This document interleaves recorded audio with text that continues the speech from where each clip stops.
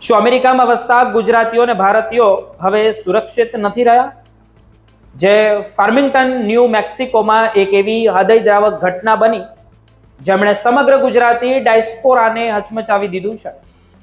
એક રહસ્યમય હુમલાખોર હાથમાં કાટ લાગેલી છરી અને લોહી લુહાણ હાલતમાં કેન પટેલ કે શું માત્ર એક લૂંટનો પ્રયાસ હતો કે પછી કોઈ ઊંડું ષડયંત્ર? આજના આ ખાસ રિપોર્ટમાં અમે તમને જણાવીશું અમેરિકાના એક કાળા સચ વિશે, જે જાણીને તમારી ઊંઘ ઉડી જશે.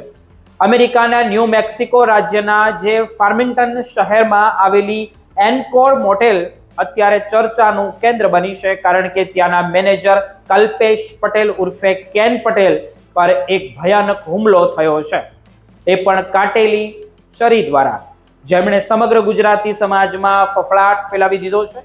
તારીખ 12 એપ્રિલ 2026ના રોજ સાંજે લગભગ 7 વાગ્યે જ્યારે કેન પટેલ રૂમ નંબર 114 ની બહાર પોતાની રોજિંદી ફરજ બજાવી રહ્યા હતા, ત્યારે અચાનક જ એક શખ્સ તેમની નજીક આવ્યો અને કંઈ પણ બોલ્યા કે વગર તેમને સીધો જ તેમના પેટમાં સીધો ઘા કરી દીધો. શરૂઆતમાં ત્યાં હાજર લોકોને લાગ્યું કે તે માત્ર એક મુક્કો હતો, પણ જ્યારે હકીકત સામે આવી ત્યારે ખબર પડી કે તે એક જીવલેણ હુમલો હતો.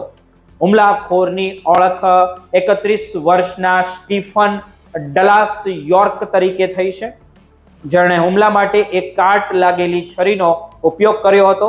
આ કાટ લાગેલી છરીએ તબીબી રીતે પણ મોટું જોખમ ઊભું કર્યું છે, કારણ કે તેનાથી જે કંઈ પણ ટેન્શન જેવો ગંભીર ચેપ લાગવાની પૂરી શક્યતાઓ તેમાં રહેલી છે. અને પોલીસ રેકોર્ડ મુજબ સ્ટીફન યાર્ક તે મોટેલમાં કોઈ મહેમાન નહોતો, પરંતુ તે ત્યાં રહેતા તેના માતા પિતાને મળવા આવ્યો હતો. અને આ એક એવી સુરક્ષાની ચટકબારી છે જેનો ભોગ વારંવાર ગુજરાતી મોટેલ માલિકો જ બની રહ્યા છે, કારણ કે મોટેલમાં આવતા મુલાકાતીઓનું કોઈ સિક્યુરિટી ચેકિંગ હોતું નથી.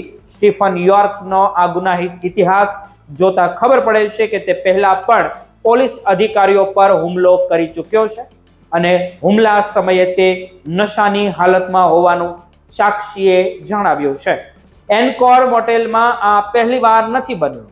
આ જ વર્ષે જાન્યુઆરીમાં ત્યાં એક રાઇફલ શૂટિંગની ઘટના પણ બની હતી, જેમાં એક હુમલાખોરે અનેક રાઉન્ડ ફાયરિંગ કર્યું હતું. આ સંજોગોમાં ગુજરાતી મોટેલ માલિકોનું જીવન જોખમમાં મુકાઈ ગયું છે. આ વર્ષે અત્યાર સુધીમાં જોઈએ તો 7 ગુજરાતીઓની આવી જ રીતે ક્રૂર હત્યા કરવામાં આવી છે, જેમાં પીટરબર્ગમાં રાકેશ પટેલ અને મેરીલેન્ડમાં ઉષાબેન પટેલના નામ સામેલ છે, જેમને નજીવા વિવાદમાં ગોળીએ દઈને મારી નાખ્યા હતા. અમેરિકાની 60%થી વધુ સ્વતંત્ર મોટેલ પર ગુજરાતીઓનું વર્ચસ્વ છે અને તેમનો ધંધો કરવાની એ પદ્ધતિ છે કે તેમને સફળ તો બનાવે છે, પણ સાથે સાથે શારીરિક જોખમ પણ તેમને મૂકી દે છે, કારણ કે આ પરિવારો મોટેલ જે પરિસરમાં જ રહે છે, જેથી ગુનેગારો અને નશાખોર સીધા તેમના સંપર્કમાં આવે છે. સુરત અને બારડોલીના અનેક પરિવારોએ આ રીતે અમેરિકામાં પોતાનો જે સ્વજનોનો ગુમાવ્યા છે અને હવે ત્યાંનું વાતાવરણ વધુ હિંસક બની ગયું છે તેવું દેખાઈ રહ્યું છે.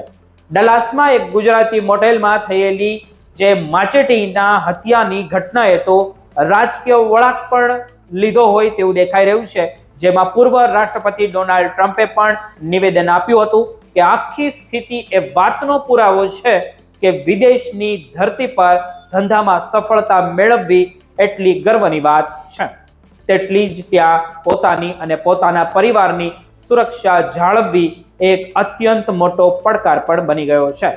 જે ફાર્મિંગટનની જે કોર્ટ હુમલાખોરને જામીન આપવાનો ઇનકાર કરીને તેને જેલ ભેગો કર્યો છે, પણ સવાલ તો હવે એ ઊભો થાય છે કે શું આટલું પૂરતું છે કે પછી હજુ પણ અનેક ગુજરાતીઓ આવી રીતે અચાનક જ થતી હિંસાનો ભોગ બનતા રહેશે?